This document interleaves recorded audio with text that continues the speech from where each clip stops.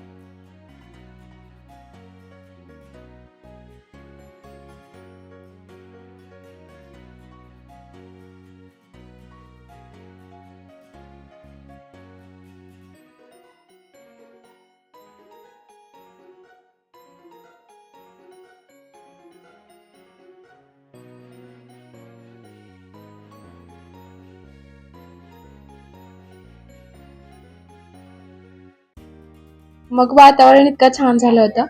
त्या दीदी म्हणल्या मी चहा बनवून आणते. मग त्याने चहा आणि चिवडा थोडा घेऊन आला होता. मग आम्ही तिघीने बसून चहा पिला. मुलं काय झालं, एकतर खेळत होते पावसात, त्यात पूर्ण मातीमध्ये घाण झाले होते. त्यामुळे मग सगळ्यांसाठी थोडे चिरमुरे पण मी घेऊन आलो. मग सगळ्यांना त्या दीदीनेच भरवलं, कारण हात सगळ्यांचे खूप घाण झाले होते मातीमुळे.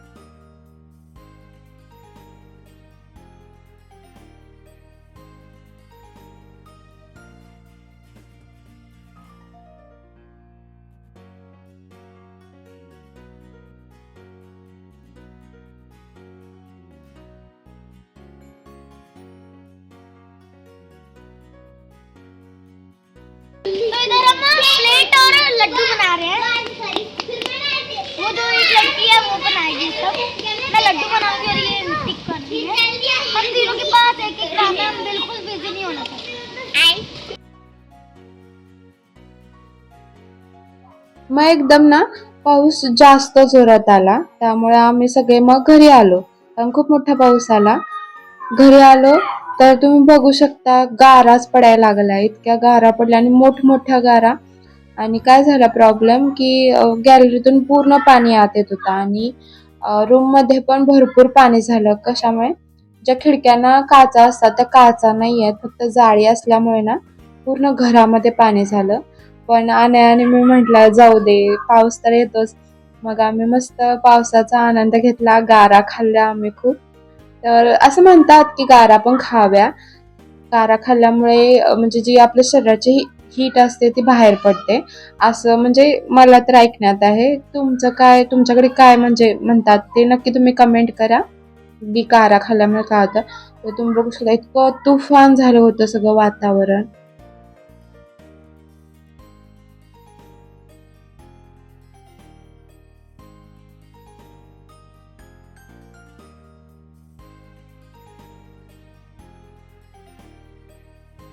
तर इकडून मेन दरवाजाकडून पण ह्या बाल्कनीमध्ये पूर्ण गारा तुम्ही बघू शकता. एवढ्या गारा म्हणजे पहिला थांबल्या, परत चालू झाल्या आणि काय झालं, पूर्ण इकडून सुद्धा माझं पाणी आत येऊ लागलं. मग त्या दीदी म्हटल्या, "मी काढतो, तू तिकडून गॅलरीचं काढ." कारण माझं इकडून पण पाणी यायला लागलेलं आणि गॅलरीतून पण पाणी येत होतं. त्यामुळे आमची आज इतकी तारांबळ उडाली.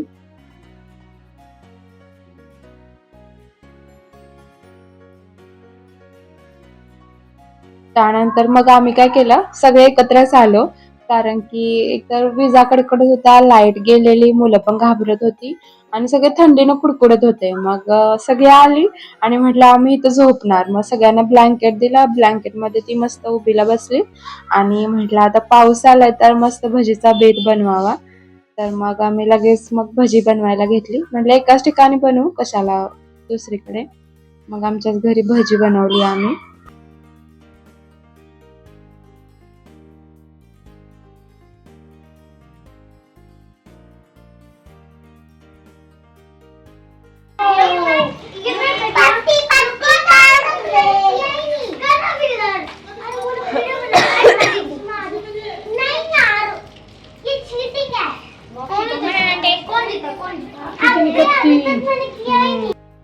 तर असा काहीसा सीन झालेला. पूर्ण पानं तेन आणि असं एकदम वादळ आल्यावर जसं म्हणजे अवस्था होते, तसं काय झालं. सगळं पानं तेन पूर्ण रस्ता सगळा पाण्याने भरला होता. त्यानंतर आम्ही सगळ्यांनी बसून मस्तपैकी भजींचा आनंद घेतला.